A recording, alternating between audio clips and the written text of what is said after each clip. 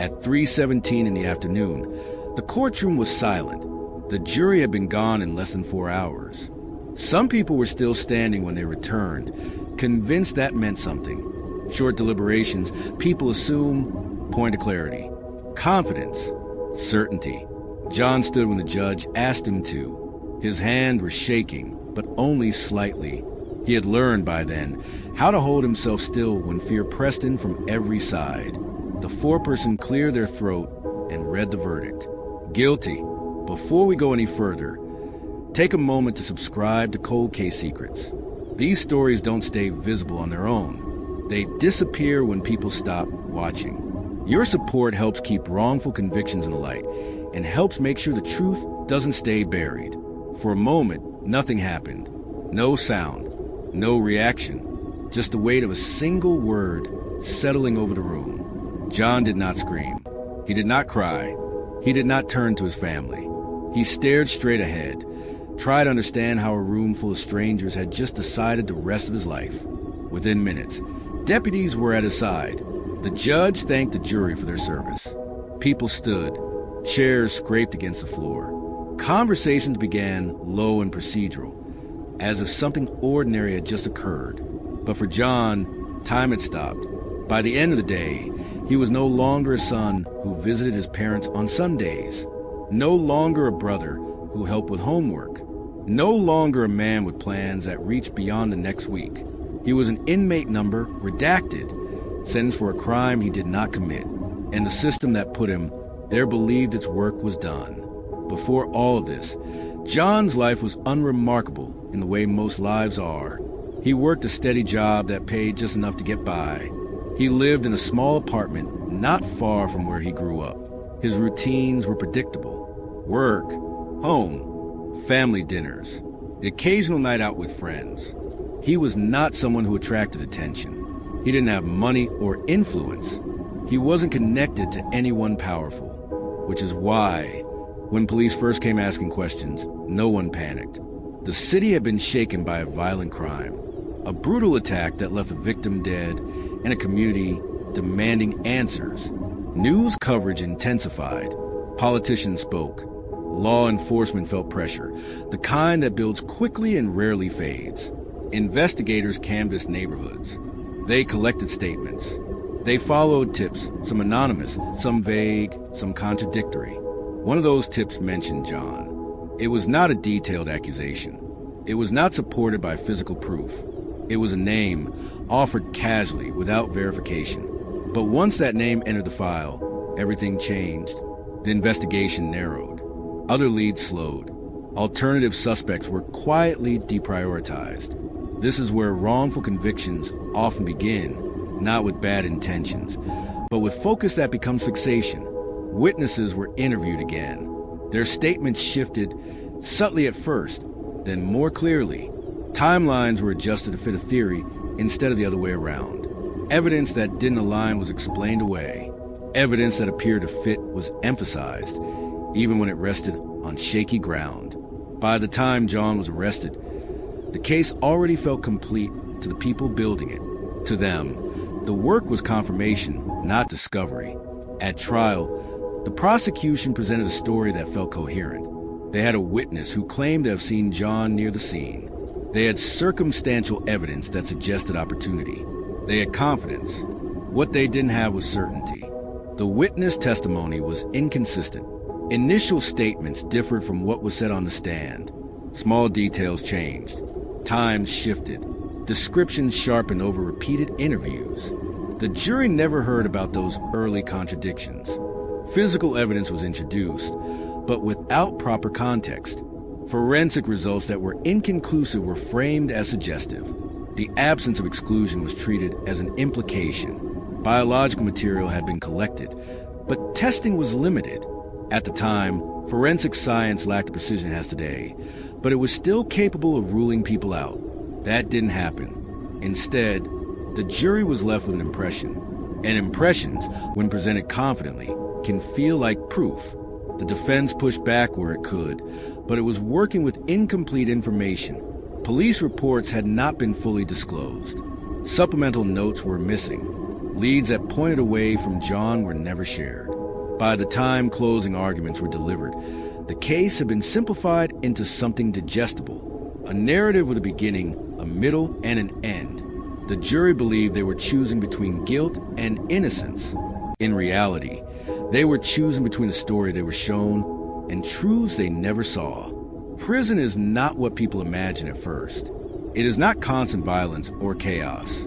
It is monotonous, repetition, time stretched thin until days blur into years. When John arrived, he believed the mistake would be corrected quickly. Appeals would be filed. Evidence would be reviewed. Someone would notice the gaps. Weeks passed, then months.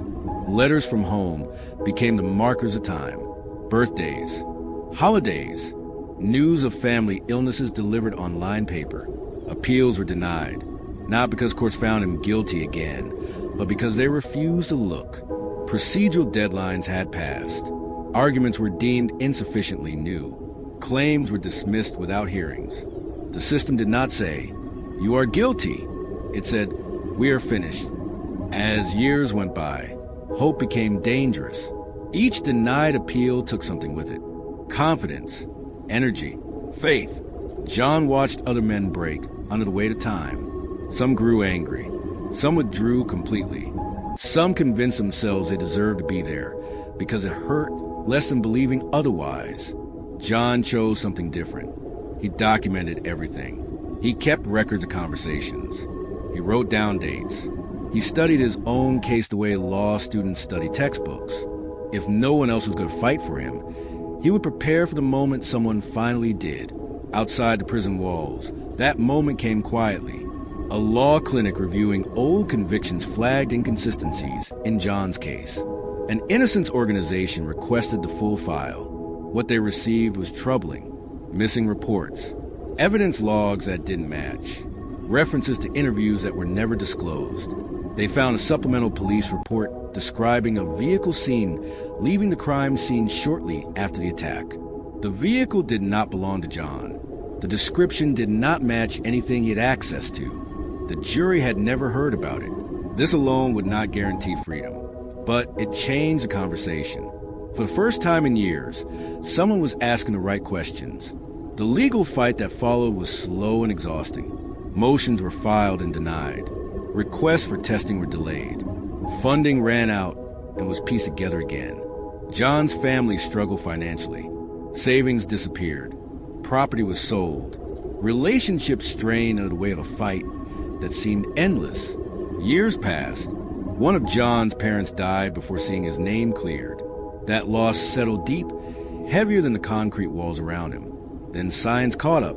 Advances in DNA analysis allowed previously inconclusive material to be tested with far greater accuracy. Evidence that had sat untouched for decades could now speak clearly. The results were definitive. The biological material did not belong to John. It never had. The profile was entered into a database. It matched someone else. Someone known to law enforcement at the time of the original investigation. Someone briefly considered, then dismissed. Further review revealed a pattern. Similar crimes, similar methods. A history that had gone unexamined because the case against John had felt complete.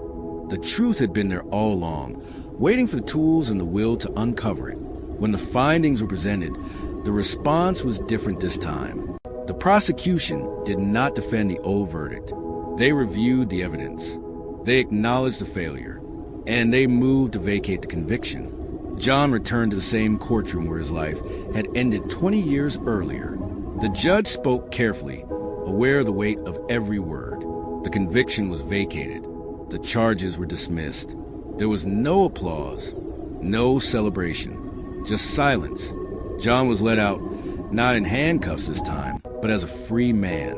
Outside, the world felt unfamiliar. Cars were different. People stared at glowing screens. The noise felt sharper, louder than he remembered. Freedom did not arrive as relief. It arrived as disorientation. John had to learn how to live again. Simple tasks felt overwhelming. Using a phone, managing money, sleeping without constant noise. Trauma doesn't end with release. It follows you home. By December 2025, John was rebuilding slowly. Some days were good, some weren't. He spoke about time not as something lost, but as something stolen, a distinction that mattered. Compensation helped with survival, but it could not restore youth. It could not replace parents. It could not erase the years spent waiting for someone to listen. John's case is not unique. It is one of thousands. Wrongful convictions do not require corruption. They require pressure, certainty, and systems that resist admitting error. They happen when evidence is shaped to fit conclusions, when doubts are dismissed as inconvenience, when finality matters more than truth. If the story unsettles you, it should, because somewhere right now, someone else is sitting in a cell, holding on to belief that the truth will eventually matter. Sometimes it does, but only if people keep looking. Only if these stories are told. If the story mattered to you, support organizations that fight wrongful convictions. Share this video. Keep these cases visible, because justice doesn't fail loudly. It fails quietly, and silence is what lets it happen. Thanks for watching.